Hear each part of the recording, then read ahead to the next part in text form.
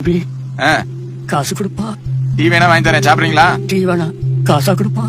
அண்ணே இதுங்களுக்கெல்லாம் சாப்பாட்டுக்கு பஞ்சம் இருக்கானே, எவனாவது ஒரு புண்ணியமா போட்டுருவான். ஏதாவது சரக்கு கிடைக்கலாம் கேக்குறீங்க.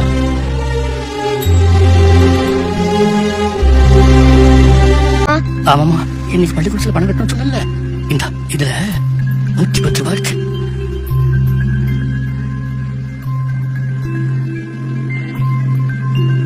தாத்தா 150 ரூபா வேணும் தாத்தா. இன்னும் காசு வேணுமா? சரிம்மா, நாளைக்கு கொடுக்குறேன்னு பாத்தியாட்ட சொல்லி பாருமா. இல்ல தாத்தா, இன்னைக்குதான் கடைசி நாள். இன்னைக்கே பூரா காசையும் கட்டணும், இல்லனா வெளியில அனுப்பிடுவேன்னு வாத்தியார் சொல்லிருக்காங்க. இதுக்குதான் நானும் உங்க கூட வரேன்னு சொன்னேன். நானும் வந்திருந்தா இன்னும் கொஞ்சம் காசு கிடைச்சிருக்கும்ல. படிக்கிற பொண்ணுமா, புத்தகத்தை மட்டும் தான் தூக்கணும், பிச்சை தூக்க கூடாது. இங்க வாமா. பாப்பா, இன்னைக்கு பள்ளிக்கூடத்துக்கு பணம் கட்ட கடைசி நாள். தாத்தா 110 ரூபா தான் வச்சிருக்காரு.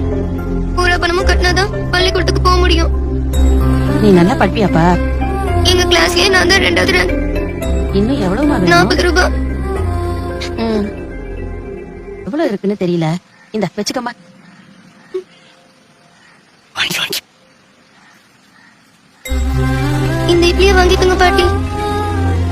இப்பயாவது வாங்கிக்கிறியாடா? வரேன் பாட்டி.